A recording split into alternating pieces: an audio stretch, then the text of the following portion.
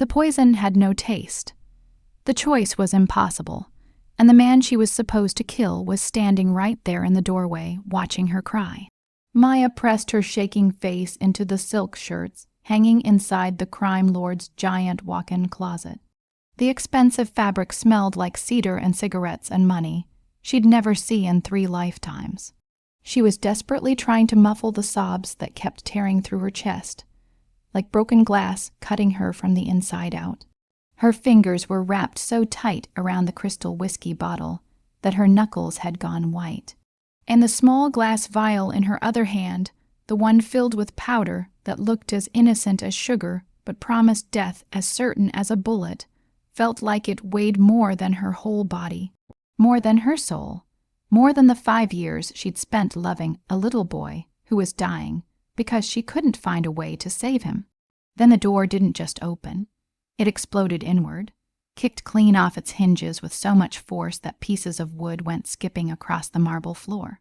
Harsh light flooded the darkness, and Maya squeezed her eyes shut in pure, devastating shame, because she knew her carefully built world had just shattered into a million pieces. Standing there in the doorway, filling the entire frame with his tall, powerful presence, the kind of presence that always made the air feel thinner and more dangerous, was the crime boss himself. The man whose coffee she prepared every single morning at exactly 7, 15 in fancy china cups she washed because he didn't trust the dishwasher. The man whose cold black eyes could make grown men cry and beg and confess to sins they hadn't even committed. He was shirtless. Dragon tattoos climbed up his neck and across his chest. A sword, and Thorn's mark showed he'd been born into violence and turned it into something almost like art. Fresh blood was spattered across his knuckles from whatever brutal business he'd just finished. He held a gun in one hand and his phone in the other, and his expression, the one that was usually flat and deadly, shifted into something she had never once seen on his face before. Genuine concern for her. For 8 months, Maya had kept the perfect disguise of being an efficient, invisible maid. The woman who never flinched when blood-stained men walked through the penthouse doors, dragging violence across floors she'd have to clean. Who never asked questions about the briefcases stuffed with cash, or the hushed conversations about territories and shipments and people who needed to disappear. Who kept her eyes down and her hands steady, even when his dangerous world crashed against the walls of their shared space like violent waves against thin glass. She had been so careful, so completely professional, cleaning his messy empire with microfiber cloths and unscented products, keeping her embarrassing awareness of him buried so deep beneath layers of professionalism and pure survival instinct that she almost convinced herself it didn't exist at all. But now everything was crumbling, like a house of cards in a hurricane, and the one person she never wanted to see her broken was staring at her with an intensity that made her already racing heart threaten to burst right through her ribs. Because she wasn't just caught crying. She was caught with poison in her hands and murder in her heart, standing in his closet like the traitor they had forced her to become. Maya, he said.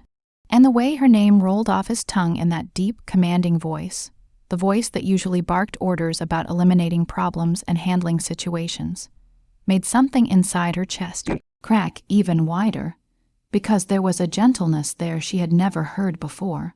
A softness that seemed completely impossible coming from a man who had reportedly once killed 3 rivals with his bare hands in a warehouse.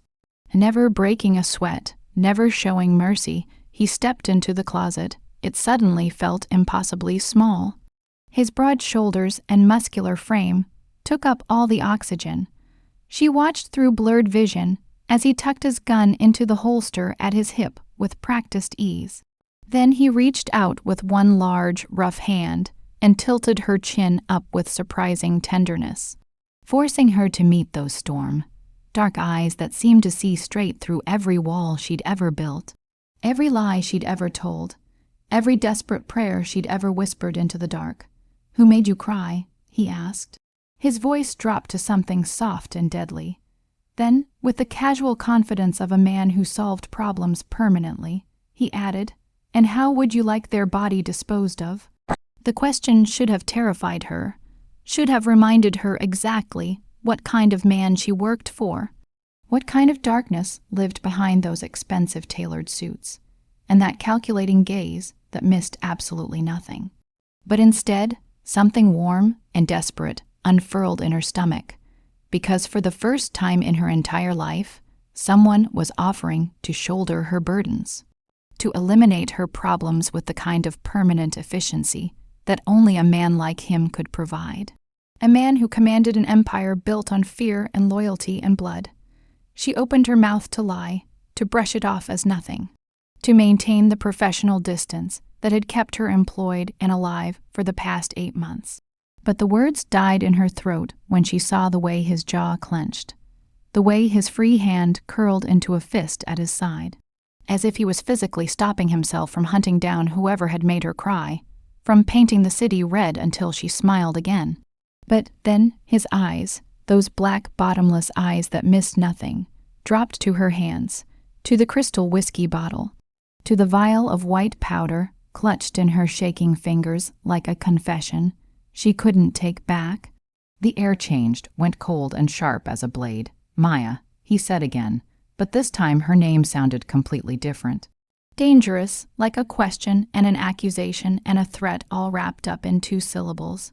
She couldn't breathe, couldn't move, couldn't do anything but watch as the crime boss, the man who had shown her more respect in 8 months than anyone had shown her in her entire life, reached down and gently, so impossibly gently, took the vial from her trembling hand.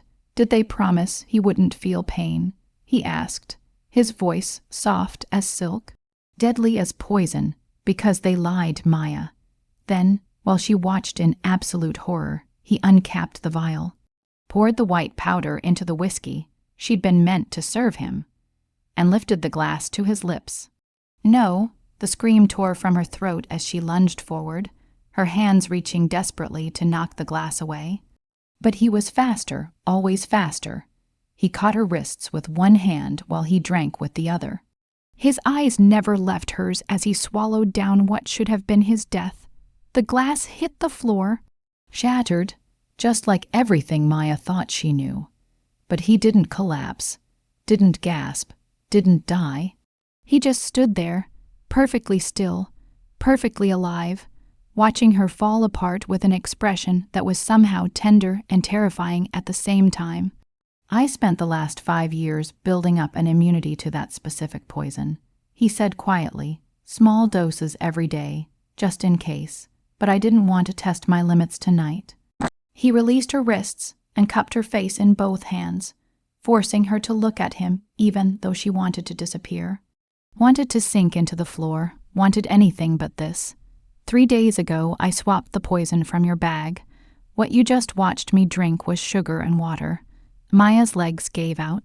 Only his hands kept her upright. "I've been watching you," he continued, using a word that meant something precious, something cherished. "Watching you agonize every single night over whether you could actually do it, whether you could really kill me to save your son." She couldn't speak, could barely breathe. His thumb brushed away a tear. "And you know what I learned? You couldn't. Even when they told you Leo would die screaming, even when they sent you pictures of him suffering, you couldn't pull the trigger. You would rather watch your own child die than become a murderer. Please," she whispered, the word breaking in her throat. "Please don't hurt him. He's only 5. He's innocent. If you want to punish someone, punish me, but please not him." Something that might have been a smile, dark and possessive, curved his lips. He leaned down until his forehead rested against hers, until she could feel his breath warm against her skin, until there was nothing in the world but him and the terrible, impossible thing he was about to say. "Maya," he whispered, "you tried to kill me and failed. Do you know what that means in my world?" She shook her head, tears streaming freely. "It means you owe me a life." His hands tightened on her face, not painfully, but possessively, like he was claiming something that had always belonged to him. "Your life, Leo's life, everything you are and everything you love now belongs to me." Her heart stopped. Shattered, reformed into something new and terrifying. "We're going to get your son back," he said, his voice dropping to a deadly promise that sent shivers racing down her spine. "And then, Maya, you and I are going to burn the entire crime syndicate to the ground, together." He pulled back just enough to look into her eyes, and what she saw there wasn't anger, wasn't betrayal, wasn't even triumph. It was obsession. "Welcome to the family," he said, his smile sharp enough to cut. "Now let me show you what happens to people who threaten what's mine. But to understand how a maid ended up standing in a crime lord's closet with murder in her hands, you have to go back. Back 3 months earlier, when Maya was just a desperate woman with a dying child and absolutely no options left. Back to the moment she walked through the doors of the crime empire's headquarters and sold her soul for minimum wage and health insurance she'd never be able to use.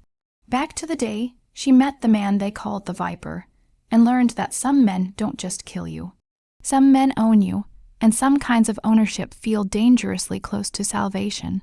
The bedroom hit her like a cold wave. All steel, gray silk and floor.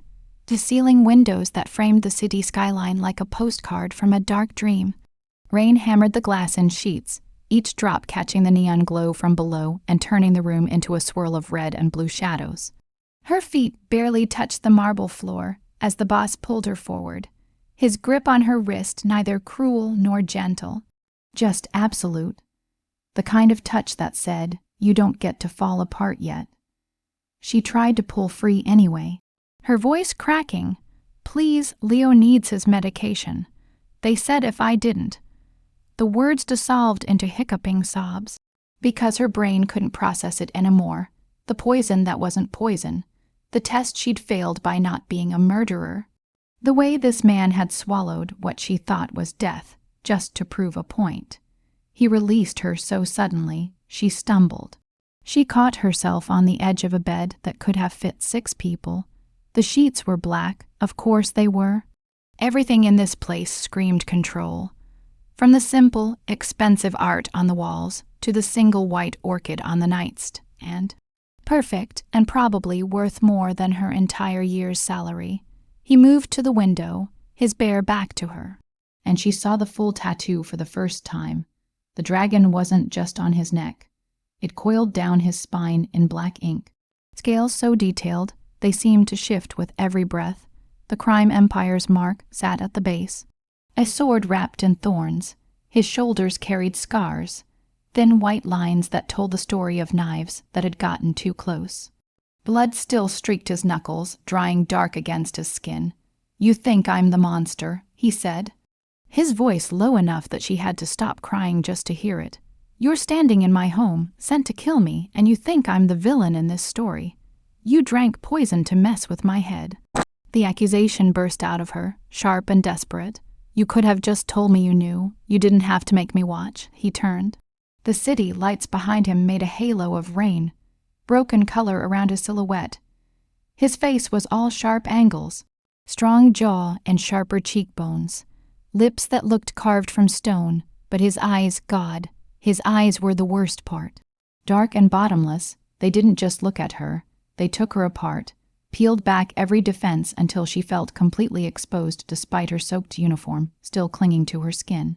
"If I'd told you, you would have run," he said, warned them, "gotten yourself killed in some alley before sunrise." He walked toward her slowly, each step deliberate. A predator who knew his prey had nowhere left to go. "The syndicate doesn't forgive failure, Maya. They needed to believe you tried, that you broke, that the poison was real, and I died screaming." He stopped 3 feet away, close enough that she could smell the penny, sharp scent of blood mixed with something darker, richer, like wood smoke and dark tea. "So I gave them a performance, and you gave me the truth." Her hands fisted in her stained apron. "What truth? That I'm a coward, that I can't even save my own." The word son stuck in her throat, jagged and cutting. "Because Daniel had made her lie, say he's your brother. He'd insisted. They'll use a kid against you differently if they know he's yours, that you're not a killer." His voice softened. Barely, just enough to feel like a caress instead of a command. "The syndicate sent dozens before you, smiling waitresses. Friendly drivers, a priest once. They all tried, some got further than others.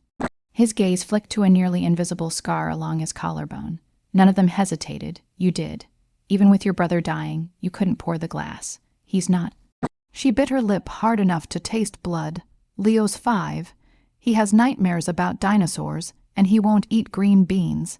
And her voice shattered. He's running out of time and you're playing games.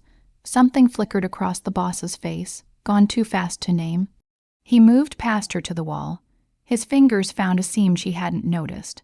With a soft click, a panel slid open, revealing a wall of monitors that hummed to life with cold blue light. The air left her lungs. 6 screens. 6 different angles. One showed the penthouse living room, the same room she'd vacuumed yesterday, now empty and dark. Another showed the building's lobby. The third made her knees buckle. Leo's hospital room. The image was grainy, but clear enough to see the rails on his bed. The Roman 4 stand, the monitors tracking his vitals in neon green lines. And Leo, tiny and fragile under white sheets, his warm brown skin ashen against the pillow. His hand curled around the stuffed bear she'd won at a carnival 2 years ago when everything was still okay. But he wasn't alone. A man sat in the chair beside the bed, broad, shouldered and still, with something dark resting across his lap. It took her brain a second to register it. As a gun, she couldn't form words. You have someone guarding him, 3 people. His voice came from right behind her, close enough that his breath stirred her hair. Rotation every 8 hours. The syndicate owns the hospital administration, but they don't own the night nurses or the parking garage. My people have been inside since the day they moved him there. She spun around, and suddenly he was right there, inches away, his chest a wall of ink and muscle and heat. Why? You don't know us. Leo's nothing to you. I'm just the woman who cleans your floors. He tilted his head, studying her like she was a puzzle with missing pieces. You think that's all I see. His hand rose and she flinched before she could stop herself. He froze, jaw tightening, then deliberately, slowly, reached past her to tap a command on the screen. A new window opened, a file with her name at the top, Maya Rose Daniels, 26, daughter of a mother who died of cancer when she was 19. No father listed on any document. Dropped out of university her junior year to work 3 jobs. Certified nursing assistant. But her license lapsed 6 months ago when she couldn't afford the renewal fee. His fingers scrolled, almost lazy. You applied to the temp agency 4 weeks ago. They placed you here in 72 hours, fastest hire on record. Her stomach turned to ice. You bought the agency. I own 6 of them. Cleaning services make excellent cover businesses. He glanced at her, something almost like amusement pulling at the corner of his mouth. The syndicate thinks they're clever, planting you in my home. They don't realize I let them. I bought your contract the day it was filed.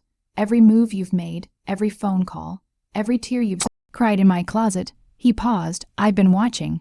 The violation of it hit like a slap. You sick, careful.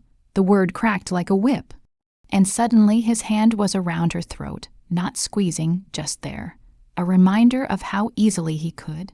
His thumb pressed against her racing pulse, feeling the proof of her terror. You came into my home to murder me. I had every right to put a bullet in you the moment you crossed my door. Instead, I protected you. I kept your son alive when the syndicate would have killed him. The second you outlived your usefulness, he released her.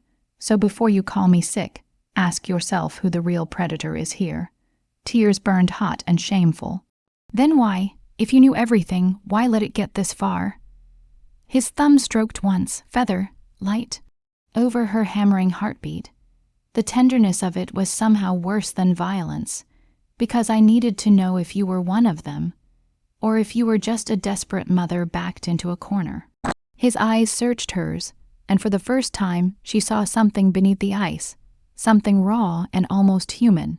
You're not with the syndicate. You're collateral damage, and I don't let them break innocent things in my city. He released her and stepped back. She gasped, even though he hadn't been choking her. Her hand flew to her throat, feeling the ghost warmth of his palm. "Get some sleep," he said, nodding toward the bed. "Tomorrow we start cleaning up your mess." "My mess?" she laughed. "High and brittle. You mean the part where a crime organization poisoned a child to blackmail me into killing you. That mess, no." He moved to a side door. "A closet, a bathroom. She didn't know. The part where your brother sold you both out for 30 pieces of silver. That mess. He disappeared inside." Leaving her standing in the dark, with the monitors glowing like cold stars, and Leo's sleeping face flickering on the screen. So close and yet a world away, her brother Daniel, who'd promised to take care of Leo while she worked double shifts. Daniel, who'd called her sobbing 2 weeks ago, saying the syndicate had taken him. Daniel, who'd held her hand at their mother's funeral and sworn they'd survive it all together. The denial rose like bile, but the boss's words had already planted a seed, and she could feel it taking root in the cracks of her trust. Rain lashed the windows harder, and somewhere in the city below, her son slept under the watch of strangers while she stood in a crime lord's bedroom, drowning in silk and secrets. She walked to the window, pressed her forehead against the cold glass, and whispered to her own reflection. "What have you done, Maya?" The city didn't answer. It never did. Morning came like a betrayal, gray light seeping through the curtains. Soft and apologetic, as if the sun itself was ashamed to rise on what this day would bring. She hadn't slept. How could she? With Leo's face burned into her memory and the phantom warmth of the boss's hands still lingering against her throat, she'd curled up on top of the black sheets, shoes still on, uniform still damp, and watched the monitors until her eyes burned, watched her baby boy breathe, watched the guard change at 4 in the morning, a woman this time, compact and lethal, looking, who checked on Leo with the efficiency of someone who had done this many times before. The door opened without a knock. He entered carrying a tray, dressed now in black pants and a crisp white shirt. Sleeves rolled to his elbows. The dragon's head peeked out from his collar. And in the pale morning light, he looked less like a crime lord and more like some dark prince from a twisted fairy tale. "Eat," he set the tray on the nightstand, and tea, rice, grilled fish. The smell made her stomach clench with hunger she'd been ignoring for days. "I'm not hungry. You will be." He pulled a thick folder from under his arm and dropped it on the bed beside her. "After you read that," she stared at the folder like it might bite. "What is it? The truth about your brother?" He moved to the window, hands in his pockets, giving her space that somehow felt more suffocating than his closeness. "Open it, Maya, or spend the rest of your life wondering if I'm lying." Her hands shook as she reached for it. The folder was warm from where it had been tucked against his body. That small intimacy made her skin prickle. Inside, photographs, bank statements, security camera stills. The first photo showed Daniel walking into a building she didn't recognize.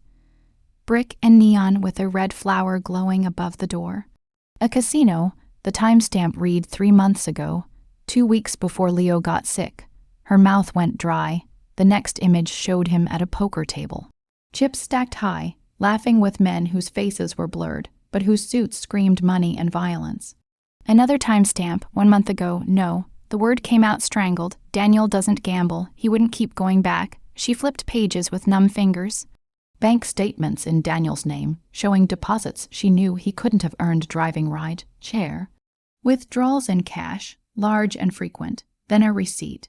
A debt settlement agreement with a crime holding company dated 2 weeks before Leo's diagnosis. The amount paid, $50,000, the method of payment, information brokerage, target, the boss. Vulnerability assessment, the boss. She whispered the name. He sold you out first. Came the flat, factual voice from the window. Told them about the temp agency, about how you'd applied because you were desperate. About Leo. He turned to face her, and his expression was terrible in its gentleness. "They didn't randomly choose your son, Maya." Daniel gave them the blueprint. The folder slipped from her hands. Photos scattering across the black sheets like gruesome confetti. One landed face up. Daniel shaking hands with a woman in red. Her face sharp and elegant, older with silver streaking through black hair pulled into a severe bun. "The syndicate queen," he replied, My grandmother, that snapped her head up. You're what? It's a long story. He crossed to the bed and crouched down so they were eye level. And even through the shock, some distant part of her brain registered how striking he was up close. All sharp edges and dangerous grace. The short version: she hates that I took over the crime empire from my father, hates that I refused to play by the old rules, hates that I won't marry the woman she chose for me, so she built a rival empire, and she's been trying to kill me for 2 years. And my brother owed money, got desperate, made a deal. He picked up one of the photos, studying it with clinical detachment. He told her about you, about Leo. She had the disease created in a lab, custom, made, designed to need a specific antidote that only she controls. Then she offered you a way to save him. All you had to do was poison me. The room tilted. She gripped the edge of the bed, breathing hard. Because the pieces were coming together, and the picture they formed was so much worse than she had ever imagined. Daniel knew. He knew they'd use Leo like that. His silence was answer enough. No. She stood up so fast, the breakfast tray clattered. No, he wouldn't. He's my brother. He helped raise Leo. He was there when Leo was born. He cried. He needed money more than he needed a conscience. He rose from his crouch. And suddenly, he was too close, his presence filling the space between them. I'm sorry. I know you want him to be better than this, but men like him don't change, Maya. They just get better at lying. You don't know him. I know his type. His hand came up. And this time, she didn't flinch when he cupped her face, tilting it up, so she had to meet his eyes. I've dealt with dozens of them, small-time people who think they can play in the big leagues, who convince themselves that selling out family is just survival, who tell themselves it's not their fault right up until the moment someone puts a bullet in their head for being a liability. Tears spilled over. Hot and angry, so what? You want me to hate him, want me to thank you for showing me this. I want you to survive. His thumb brushed her cheekbone, wiping away the moisture with a tenderness that made her chest ache. Because the syndicate won't stop with Leo. Once you failed to kill me, you became a loose end. And Daniel, he's already spending the second half of his payout. He won't save you if they come for you next. He's still my family. No. His grip tightened, just enough to make her focus. He was your family, past tense. The moment he traded your son's life for poker chips, he cut that tie. You just haven't accepted it yet. She wanted to scream at him, wanted to tear that certainty out of his eyes, but the photos were right there, scattered across the bed like evidence at a crime scene. And she couldn't unsee them, couldn't unfeel the cold truth settling into her bones. Why do you care? She choked out. What am I to you? Why go through all this just to? The door burst open. A man strode in, tall and lean, with silver, streaked hair and a suit too expensive for anyone who wasn't either a top executive or a criminal. He stopped short when he saw them, the boss's hand still cradling her face, her with tears streaming and photos everywhere. Boss, the man said, then switched to English. We have a problem. The boss didn't move. I'm busy. The syndicate called. They want proof of death by noon, or they start cutting pieces off the kid. The man's gaze flicked to her, something like pity in his dark eyes. They know the poison failed. The world dropped away. The boss's hand fell from her face. And when he turned, the gentle man who had wiped her tears was gone. In his place stood something cold and lethal. A switch flipped so fast she almost didn't catch the transition.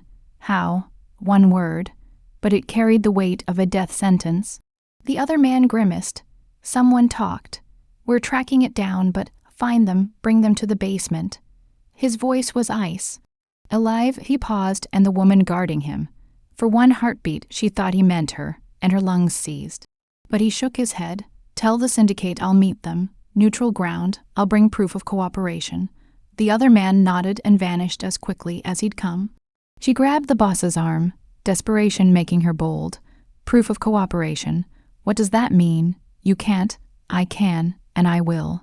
He pulled away, moving to a dresser and yanking out a black shirt.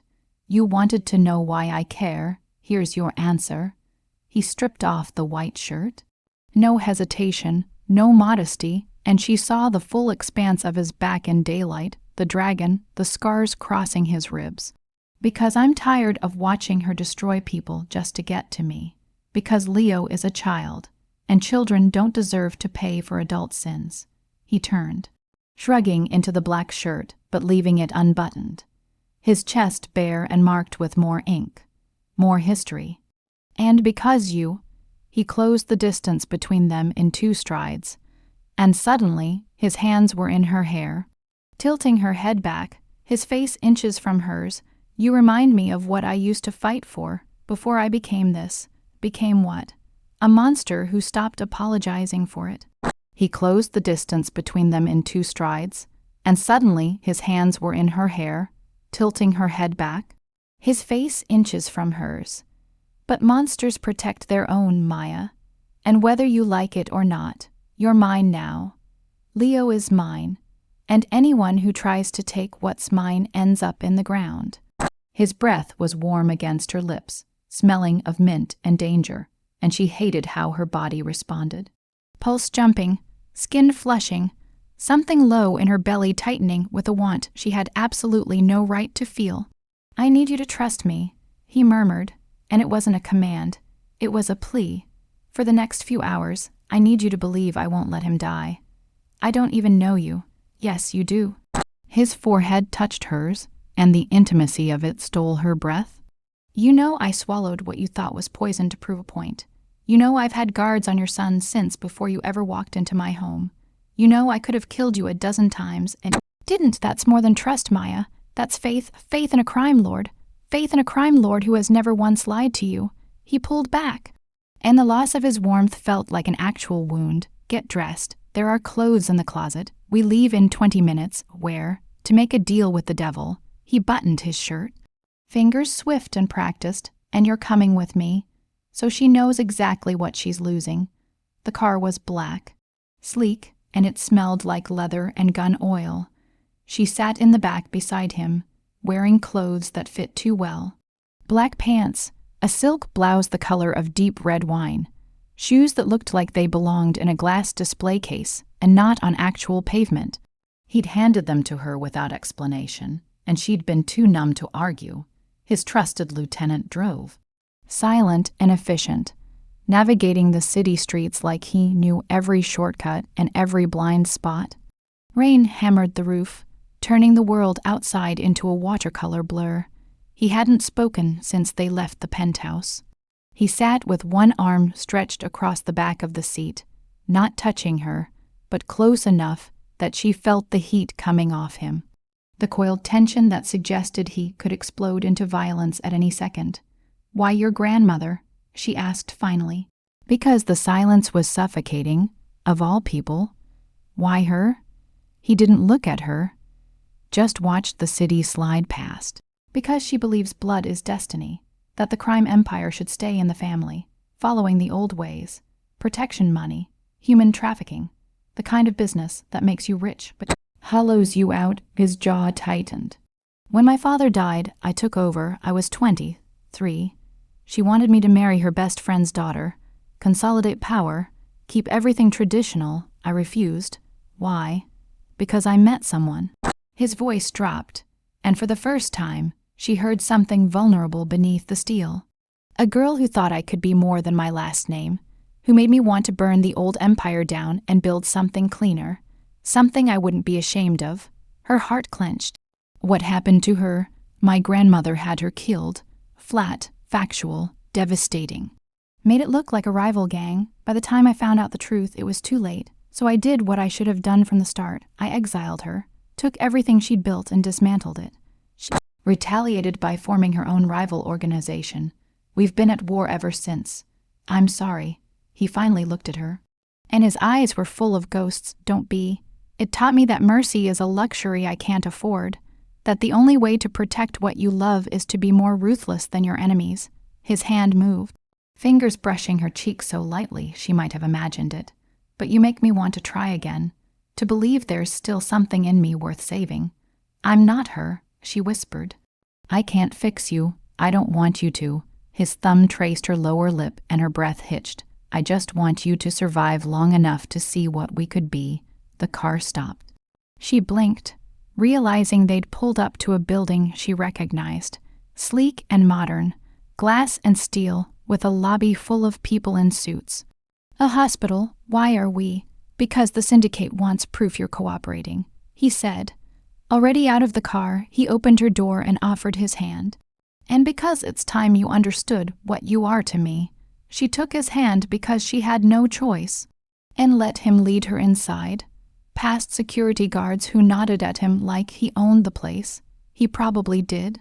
Into an elevator that climbed to the 10th floor. Her pulse hammered in her ears, drowning out the soft music playing overhead. The elevator opened onto a medical wing, sterile and white, smelling of antiseptic and fear. He pulled her down the hallway, past rooms with closed doors, until they reached one guarded by a woman in scrubs who was most definitely armed. She stepped aside without a word. Inside, the room was dim, curtains drawn, medical equipment beeped softly. And in the bed, Leo, she lurched forward, but he held her back. "Don't wake him, he needs rest." Her son looked so small, swallowed by white sheets, and Roman IV trailing from his tiny arm. But his chest rose and fell steadily, and his color was better than the last time she'd seen him. Less gray, more like the warm brown she loved. "I don't understand," she breathed. "You moved him this morning, after the syndicate made their threat," he said. He released her, and she stumbled to Leo's bedside, taking her son's small hand in both of hers. It was warm. "Alive, this facility is mine, fully staffed, fully secure. They'd need an army to get through the door." Tears blurred her vision. She pressed Leo's hand to her lips, breathing in the smell of him, apple juice and sleep and safety. "Why?" She looked up at him. He stood at the foot of the bed, watching them with an expression she couldn't quite read. "You still haven't told me why you're doing all of this." He was quiet for a long moment. Then he moved around the bed to where she knelt. He crouched down, putting them eye level again, and pulled something from his pocket, a vial of blood. Dark red, almost black, with a medical label she couldn't read from this angle. "6 months ago, I started getting sick," he said quietly. "Headaches, bleeding that wouldn't stop. The doctors ran tests, genetic disorder inherited from my father's side, fatal within a year without treatment." He held up the vial. "The cure requires a bone marrow transplant from someone with a very specific genetic marker. 1 in 10 million odds. I had my people searching databases, registries, running DNA on anyone who came within 50 feet of me." Her stomach dropped. "No.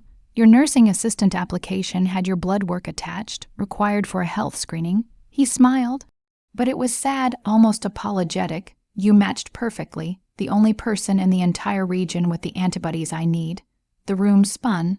"So this whole thing, the job, the closet, keeping Leo alive, it's because you need me for my blood." "It started that way," he admitted. And she appreciated that he didn't try to lie. "I was going to have you brought in quietly. Clean procedure. You'd wake up with some money and a gap in your memory, but then I watched you." He reached out, tucking a curl behind her ear. "Watched you sing to yourself while you worked. Watched you cry in my bathroom when you thought no one could hear.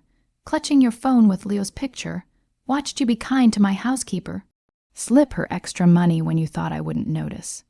His voice roughened, "And I realized I didn't want to take from you. I wanted to give you everything. That's insane. Probably." He set the vial down, taking her free hand. "But I'm a dying man who became obsessed with a woman who was supposed to be my cure, and she became my reason to live instead. Insanity is relative. She should have been terrified. Should have grabbed Leo and run, but his hand was warm around hers, and his eyes held something raw and desperate. And she had spent so long being the strong one, the one who held everything together, that the idea of someone else carrying that weight, even someone as dangerous as him, felt like oxygen after drowning. "What do you need from me?" she asked. "Nothing yet. The procedure isn't urgent for another few months." He stood, pulling her up with him. "Right now, I need you to help me keep Leo alive. And to do that, we need to convince my grandmother that you're not a threat, that you're just a pawn who failed." "How?" "By giving her what she wants." He checked his watch. "In 2 hours, we meet her at a neutral location. You're going to walk in wearing that outfit, holding my arm, and show her exactly how completely I've claimed you. Heat rushed through her. Shame and anger and something darker, something that remembered the weight of his hand and wanted it back. I'm not your property. No, he agreed, but she doesn't know that. And if she thinks you are, if she believes you're just another acquisition, she might leave you alive. He leaned in, his lips brushing her ear. Play the role, Maya. Be my beautiful, broken woman who fell for her captor. Let her think she's one by making you a victim. And when her guard is down, we'll take everything from her. And if I refuse? His hand slid to her waist, firm and possessive. Then Leo grows up without a mother, and I die slowly in a hospital bed, and my grandmother wins. Is that what you want? I want my son safe. Then trust me one more time. He pulled back, studying her face. After today, if you want to leave, if you want to take Leo and disappear, I'll let you go. I'll give you enough money to start over anywhere in the world. But please, Maya, give me today. Help me end this. She looked down at Leo, sleeping peacefully, oblivious to the monsters negotiating over his life. Then back at the man who had somehow become the only thing standing between her son and death. One day, she whispered. His smile was terrible and beautiful at the same time. One day, the tea house sat in the heart of the city's international neighborhood, nestled between a dumpling shop and a jade jewelry store. From the outside, it looked harmless, red lanterns swaying in the rain, delicate handwriting on the sign, steam fogging the windows. Inside, it was a study in contrasts, dark wood and silk screens. Traditional low tables, but with armed men positioned at every exit, wearing suits that barely concealed their weapons. His hand rested on the small of her back as they entered, possessive and deliberate. She'd fixed her makeup in the car. Red lips, dark eyes, the armor of a woman who belonged on a powerful man's arm. The silk blouse clung to her figure, and she'd left her hair down, wild curls framing her face. She looked nothing like a maid, and that was entirely the point. The woman who greeted them was ancient, her face a road map of wrinkles, but her eyes were sharp as glass. She bowed and led them to a private room in the back. The room was beautiful, paper screens painted with blossoms, a table set with porcelain teacups, cushions for sitting, and at the head of the table sat a woman who could only be the queen. She was smaller than Maya had imagined, bird-like and elegant, silver, streaked hair coiled into a perfect bun. She wore a deep red traditional dress, expensive and immaculate, and her hands were folded in her lap like she was posing for a portrait. But her face, her face was his face in feminine form, all sharp cheekbones and cruel beauty.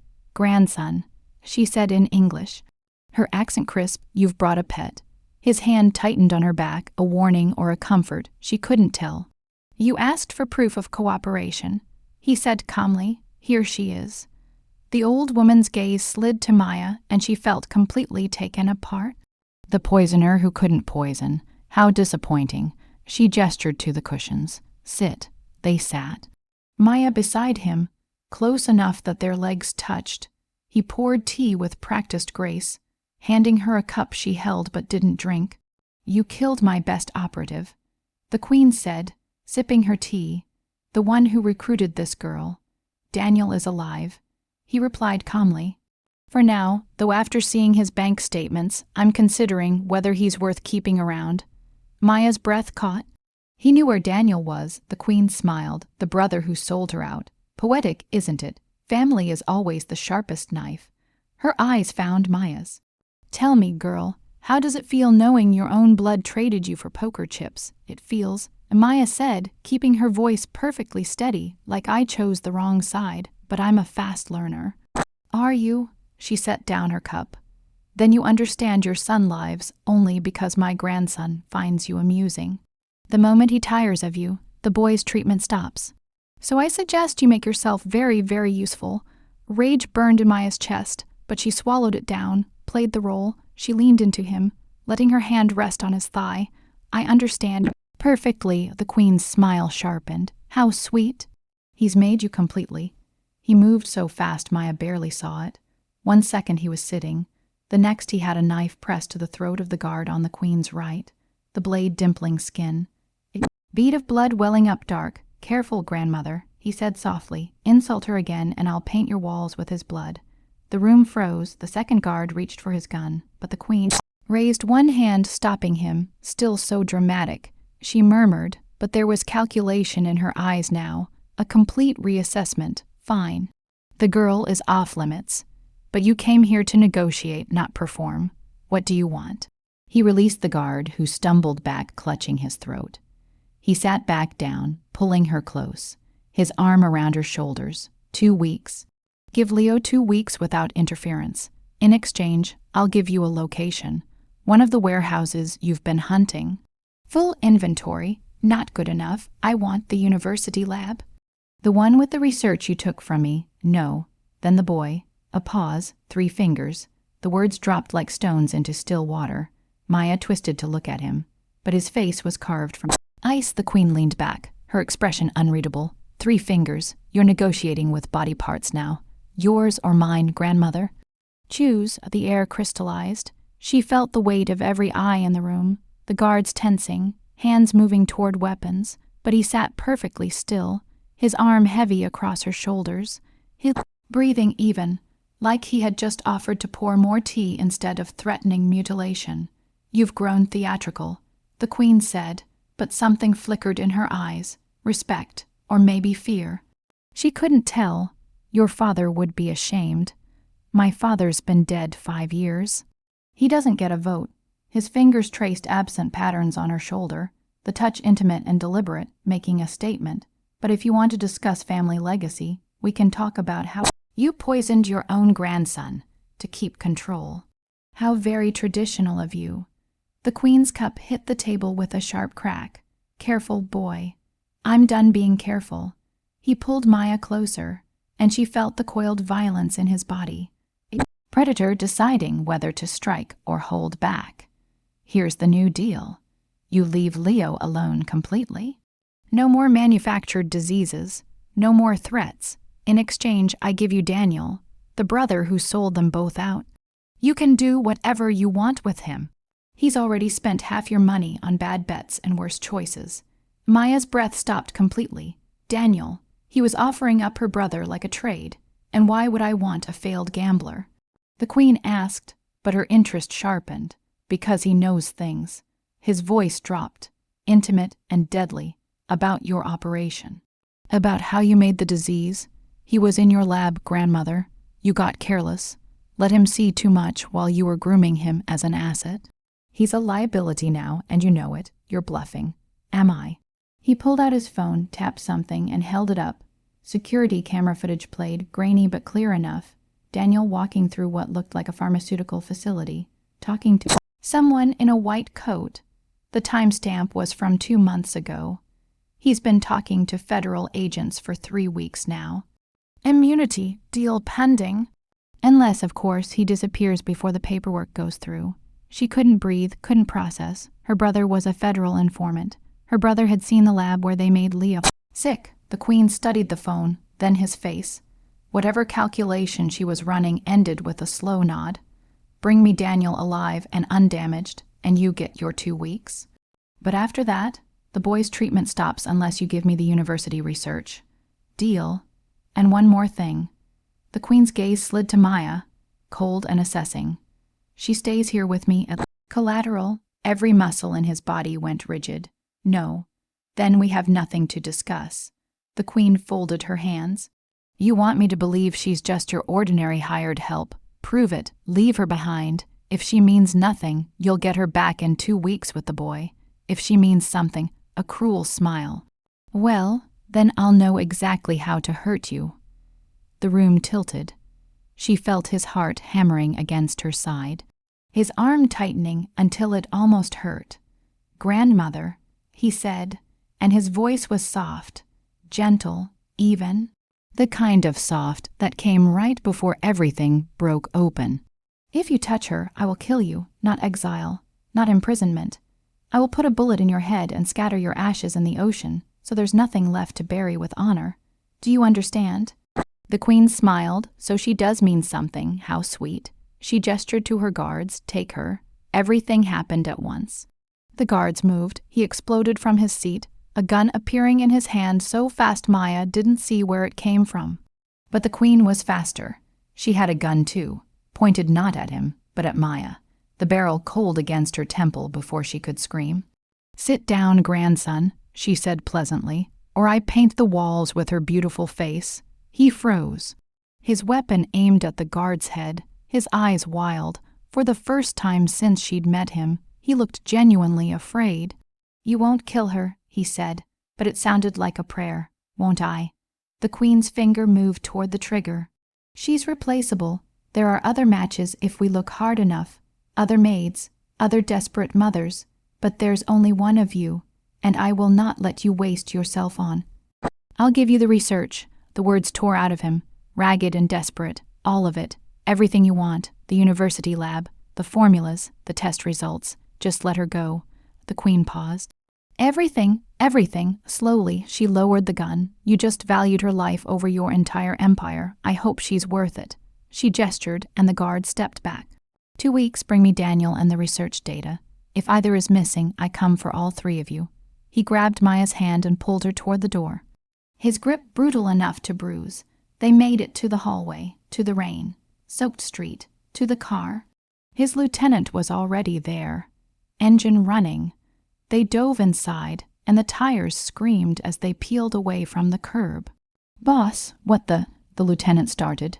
"Drive." The city blurred past. Her ears rang. She stared at his profile. At the muscle jumping in his jaw, the white knuckle grip on his knee. "You gave her everything," she whispered. He didn't look at her. "I gave her nothing she can use. The research is encrypted. She doesn't have the key. But you said..." I lied. Now he did look at her, and his eyes were burning. "I would have said anything to get you out of that room. Do you understand? Anything." The car hit a pothole, and she lurched forward. He caught her, his hands cradling her face, and suddenly they were too close, breathing the same air. The space between them charged with something electric and terrifying. "She could have killed you," he said, and his voice cracked. "She could have pulled that trigger, and you would have been gone, and I would have..." He stopped, jaw clenching, fighting for control. "I can't do this without you. I thought I could. Thought I just needed your blood, your antibodies, but it's more than that now. You've gotten under my skin, and I don't know how to cut you out." "Then don't," she breathed. His forehead dropped to hers, and they stayed like that. 2 broken people holding each other together in the back of a speeding car. While rain hammered the roof and the city tried to kill them. 2 weeks, he murmured. "We get Leo. We finish this. And then you decide if you want to stay in my world or burn it down behind you." She closed her eyes, feeling the heat of him, the impossible sense of safety in his arms. "What if I want to burn it down with you still in it?" His laugh was dark and broken. "Then we'll make beautiful ashes together." The car swerved, and his lieutenant's voice cut through. "We've got a tail, 3 cars, syndicate." He pulled away, his mask sliding back into place. He checked his gun, then handed her a smaller one from the glove box. "Do you know how to use this?" She thought of Leo, of Daniel's betrayal, of the queen's gun pressed against her temple. She took the weapon. "I'll learn fast." His smile was savage and proud. "That's my girl." The warehouse district was a graveyard of rust and broken dreams. Shipping containers stacked like giant coffins. Puddles reflecting neon from the distant port. His lieutenant killed the headlights, and they coasted to a stop behind an abandoned truck with its tires long since stripped. "They're boxing us in," the lieutenant said, watching the rear-view mirror, 2 behind, one circling to cut off the north exit. He stared out at the maze of metal and shadow. "How many men?" "At least 9, maybe 12. His lieutenant's hand was steady on his weapon. "We could punch through, lose them in the side streets, but we'd lead them straight to the safe house where Leo is." He shook his head. "No, we end it here." Her heart kicked hard against her ribs. End it how? He looked at her then, really looked. And she saw the calculation happening behind those dark eyes. Saw the moment he made a choice that would break something between them. "Do you trust me?" She should have said no, should have demanded an explanation, but her mouth opened and said yes. "Then when we get out of this car, you're going to run to the north exit, past the blue container, there's a fence with a hole cut in it. On the other side is a 24-hour laundromat. Lock yourself in the bathroom and don't come out until I text you it's clear. I'm not leaving you. You are. His hand found hers, fingers lacing tight. Because what I'm about to do, you can't be here to see. You'll hate me for it, maybe forever, but you'll be alive to hate me, and that's all that matters. Before she could argue, he kissed her, hard and desperate, his mouth claiming hers with a hunger that tasted like goodbye. When he pulled back, her lips were bruised and her chest was caving in. Run, Maya, don't look back. He was out of the car before she could stop him. His lieutenant followed, their guns drawn. She scrambled out her side, the rain immediately soaking through her silk blouse, turning it cold and clingy. Cho, a voice boomed from somewhere in the dark. The Queen wants a word. He spread his arms wide, making himself a target. Then tell her to come say it to my face instead of sending her boys. Figures emerged from behind containers. Too many, all armed, syndicate marks visible even in the dim light. One of them, taller than the rest, with a scar cutting across his face, stepped forward. She says you broke protocol, threatened her life. The scarred man's smile showed all his teeth. Can't let that slide, Viper. I didn't threaten, he said, his voice carrying steady and cold across the space. I promised. There's a difference. The scarred man laughed. Big words for a dead man. He gestured, and his crew fanned out, circling. Drop the guns. Maybe we make it quick. He looked back at her one last time. Run. And then he dropped his gun. The clatter of metal on concrete echoed through the empty space. His lieutenant stared at him like he'd completely lost his mind. Boss, put it down. The lieutenant hesitated, then obeyed. The syndicate men moved in, weapons trained. The scarred one approached, cocky now, thinking he'd won. On your knees, he knelt, hands behind his head, compliant, beaten. It was wrong. Everything in her body screamed it was wrong. Take the girl, too, the scarred man said, gesturing toward her. The Queen wants her breathing, but everything else is negotiable. Two men broke off. Heading her direction, his head snapped up. Maya, run. She ran. The sound of gunfire exploded behind her. Rapid, close, deafening. She didn't stop, didn't look. Just sprinted toward the blue container with her heart trying to punch through her sternum. Behind her, men shouted, more gunfire, a scream cut short. She found the fence, found the hole, threw herself through it. Metal scraping her arms, the laundromat was there, glowing, fluorescent and empty. She crashed through the door and locked it. Stumbled to the bathroom and locked that one too. Silence. Just her ragged breathing and the hum of washing machines. Then her phone buzzed, unknown number. She almost didn't answer, but something made her, Maya Daniels, a woman's voice. Calm and professional. Who is this? City police. We have a situation at the warehouse district. Multiple gunshot victims. One of them is asking for you. The world dropped away. Is he alive? Ma'am, I need you to stay on the... She hung up and ran. The warehouse was a war zone. Police lights strobed red and blue, casting everything in hellish color. Ambulances, body bags, crime scene tape. She ducked under it, running toward the cluster of paramedics. Ma'am, you can't. An officer grabbed her arm. That's my... She didn't know what to call him. Employer, captor. The man she was falling in love with despite every reason not to. Please. The officer's expression softened. He led her to an ambulance. He sat on the back bumper.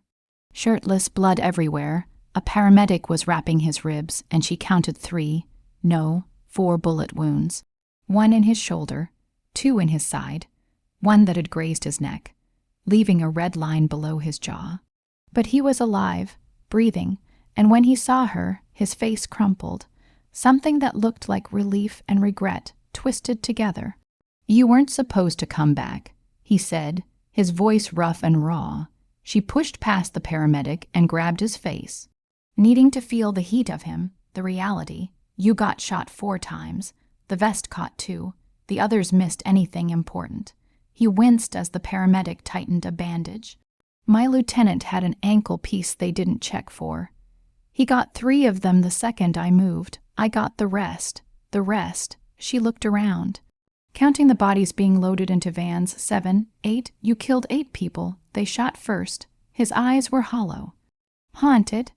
I told you to run so you wouldn't see this, so you wouldn't know what I'm capable of. She saw it then. The fear beneath the blood. He thought she'd look at him differently now.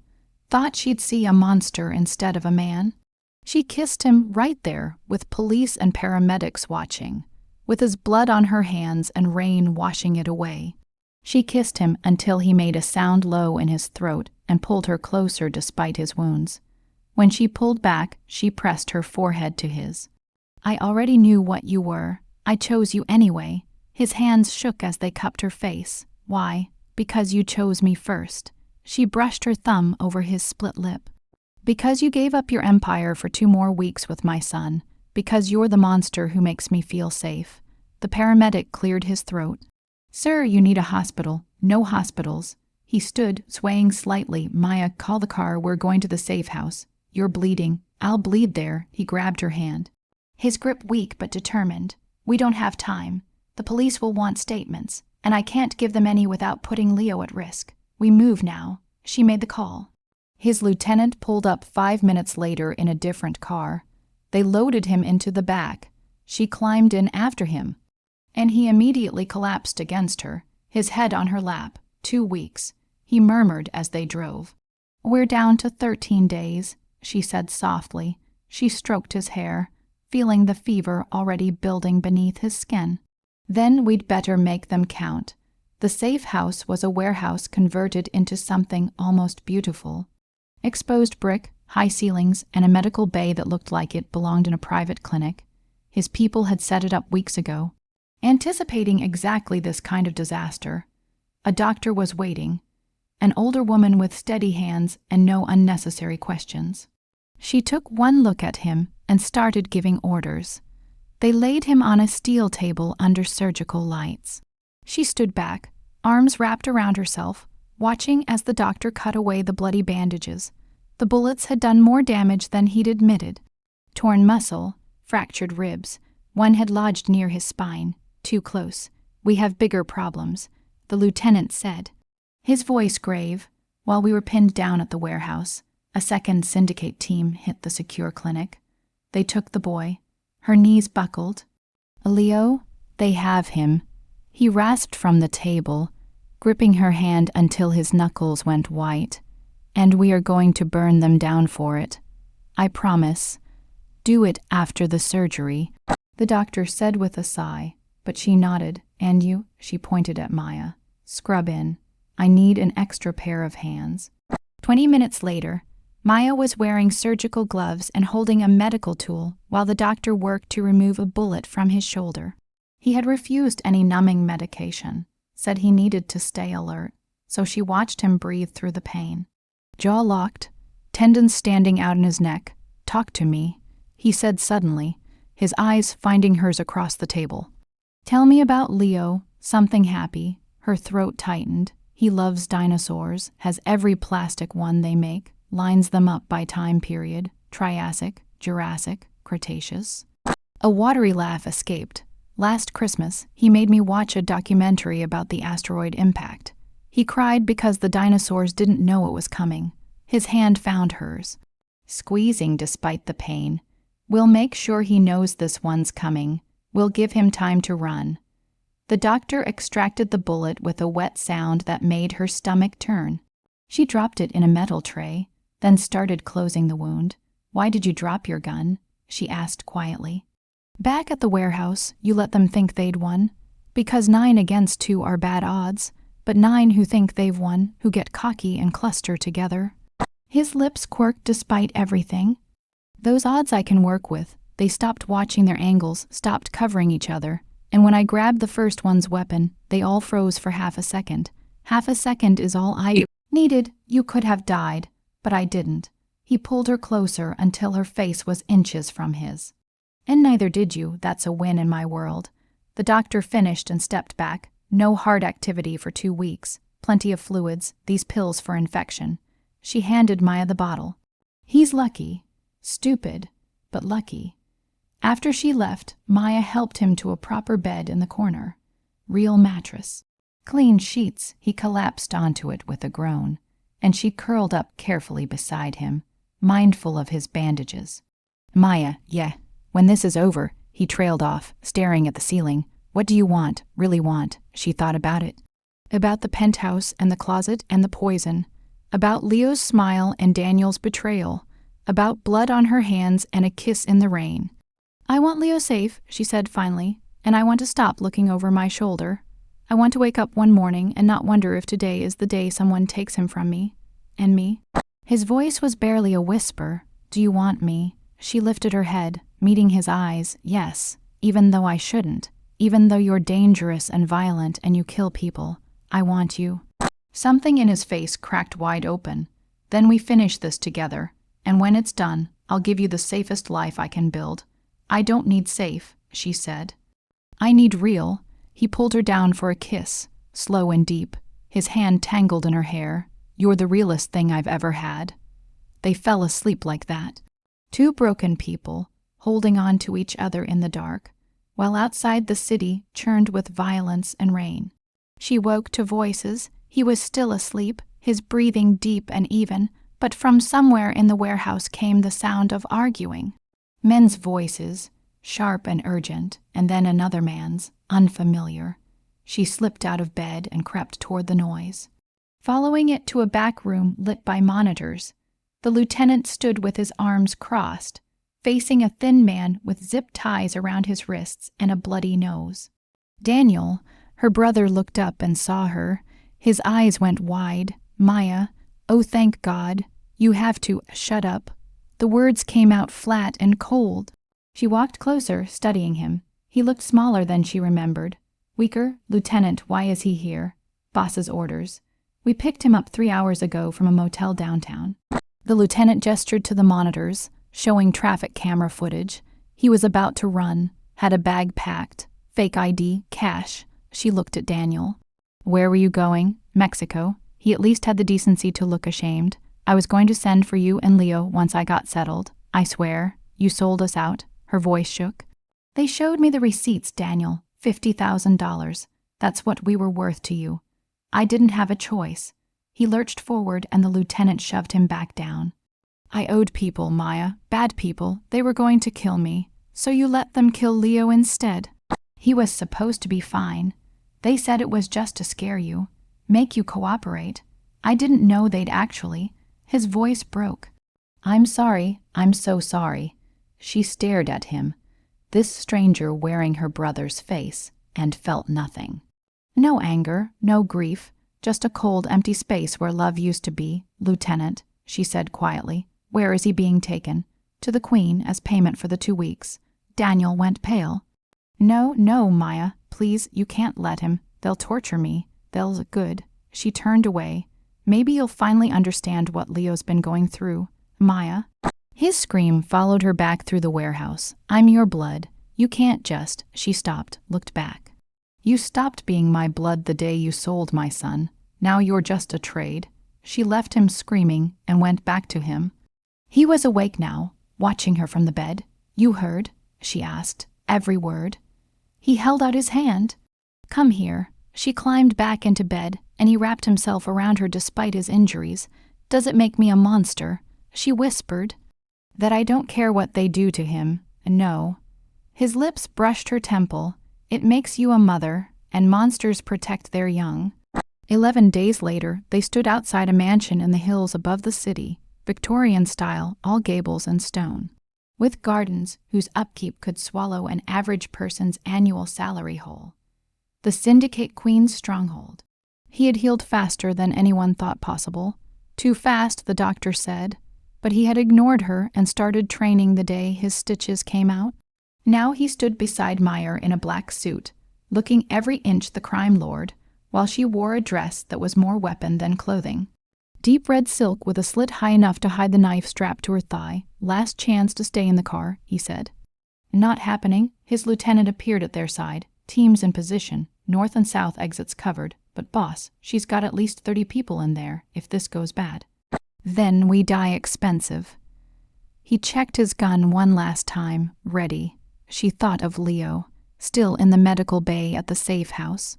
getting stronger every day, thought of the antidote they'd made from her blood, the cure that was finally working.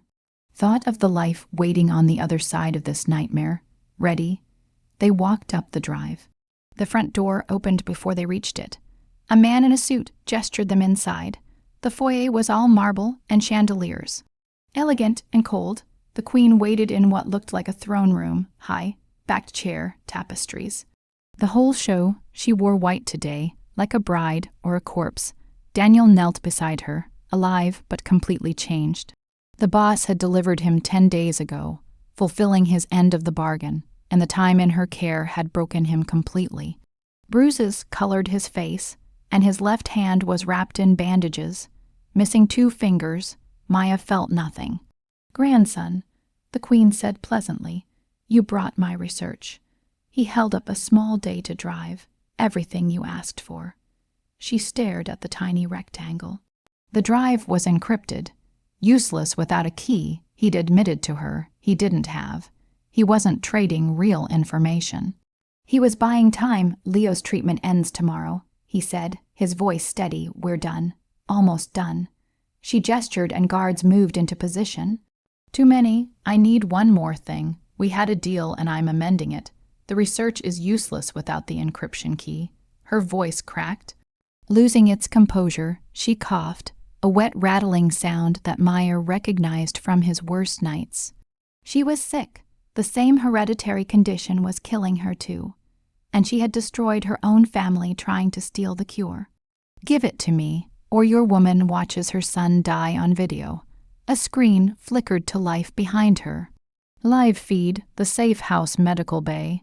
Leo's bed, empty, the queen frowned. He tapped his earpiece. Listening to a voice only he could hear. "Asset secure," he murmured. Then he looked at his grandmother with a smile full of teeth. "He's not in the safe house, grandmother. He was in your basement, and my team just cut him loose."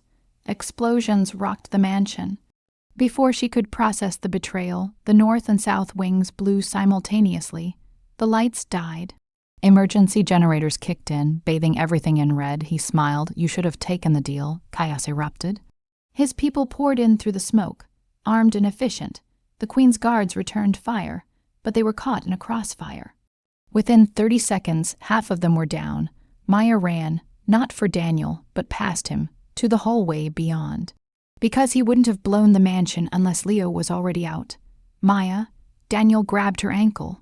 His grip desperate and slick with sweat. "Help me, please." She didn't hesitate. She drew the knife from her thigh holster. The blade flashing red in the emergency lights, and slashed down, not to kill, but to break his hold on her. He screamed and recoiled, clutching his hand. She stepped over him and kept running. The hallway was stone and shadow. She found a stairwell, took it down, until she hit a basement level that smelled of chemicals and fear. Doors lined both sides. She tried them one by one until she found it, a laboratory, and in the center, in a makeshift hospital bed. "Leo, Mama." His voice was small and scared, but he was awake, alert, alive, baby. She ran to him, gathering him up, checking for injuries. "Are you okay? Did they hurt you?" A mean lady came, but the doctor lady stopped her. He clung to her. "I want to go home. We are, right now." She lifted him. He was so light, still too light, and turned to find the queen standing in the doorway. "With a gun, of course. Put him down," she said calmly. Maya held Leo tighter. "No, I wasn't asking." She aimed at Leo's head. "Put him down." Time slowed. Maya saw the angle, saw her son's trusting eyes, saw the queen's finger tighten on the trigger, and she threw herself forward. The gunshot was deafening in the enclosed space. Pain exploded across her ribs. White hot and absolute. She hit the floor hard. Leo rolled away from her, screaming. The queen advanced. "Stubborn girl, you could have just." He appeared behind her like a ghost. He didn't say a word, just wrapped his arm around her throat and squeezed. She clawed at him, but he was relentless, dragging her backward. "Lieutenant," he shouted, "get them out." The lieutenant scooped up Leo and grabbed Maya's arm, hauling her to her feet despite the blood pouring from her side. They stumbled back through the hallway, up the stairs into the chaos of the foyer. Bodies everywhere, smoke, fire spreading from the wings. The car was waiting. They shoved them into the back and floored it. Through the rear window, she watched the mansion burn. And somewhere inside, he was still fighting. He'll make it. The lieutenant said, seeing her face. He always does. She held Leo and prayed he was right. 3 months later, she stood in the penthouse closet that had once been her prison, and was now something else entirely. The silk shirts were gone. In their place, a crib, a rocking chair, shelves full of dinosaurs. The walls had been painted soft blue, and someone, him she suspected, had hung low. In the dark stars on the ceiling. Leo's room. Mama, look. Leo ran in holding a triceratops. Uncle Marcos got me a new one. That's beautiful, baby. She caught him, pulling him into a hug. He felt solid now, real. The toxin was gone, flushed from his system by the antidote made from her blood. The same procedure had cleared the boss's genetic markers last month. 1 extraction from her, 2 lives saved. Her hip still ached sometimes from the marrow procedure 3 months ago, a dull throb when it rained. But holding her healthy, laughing boy made every second of that pain feel like a blessing. His hair was growing back thick and curly, and his smile could light up the entire city. Where is he? Leo asked. Right here. The voice came from the doorway, and her heart did its familiar stutter. He leaned against the frame, shirtless in comfortable pants. His scars on full display. The dragon tattoo had been joined by new ink, a flower on his ribs, delicate and red, with her name hidden in the petals. He'd gotten it the day they fulfilled his promise, scattering what remained of the queen far out at sea. Can we watch the dinosaur movie? Leo asked, already running to him, the one where they all die. He hoisted the boy up. Your mom cries every time. I do not. You do. He grinned at her over Leo's head, but it's cute. They disappeared toward the living room, and she followed, stepping out of the closet and into the light. The penthouse had changed, less cold, more lived in. Photos on the walls, Leo's drawings, snapshots of them at the park, the beach, living a life she'd never thought possible. He had stepped back from running the crime empire, handing daily operations to trusted people while he focused on legitimate work. They weren't clean, would never be fully clean, but they were cleaner, safer. She found them on the couch. Leo already asleep against his chest. The movie played on mute, and he just sat there, one hand on Leo's back, staring at the boy like he was something precious beyond measure. He called you his uncle, she said softly, settling beside them. Better than calling me the scary man. His thumb traced gentle circles on Leo's back. Is that okay? That he sees me that way? No, she said. She watched his face fall. I want him to call you something else. What? She took his free hand. Lacing their fingers together. I was thinking, Dad. The world stopped. He stared at her, his eyes going glassy. Maya, you've earned it. She squeezed his hand. Every night reading to him, every morning making his favorite breakfast, every dinosaur documentary you pretended to enjoy. You're already his father in every way that matters. One tear slid down his cheek, just one, but it was enough. I don't deserve this, either of you. Probably not. She kissed him, tasting salt and promise, but you're stuck with us anyway. He pulled her closer. Leo nestled between them, and they sat like that while the movie played silently. 3 people who had found each other in the dark and chosen to build something beautiful in the light. Outside, the city glittered. Inside, they were home.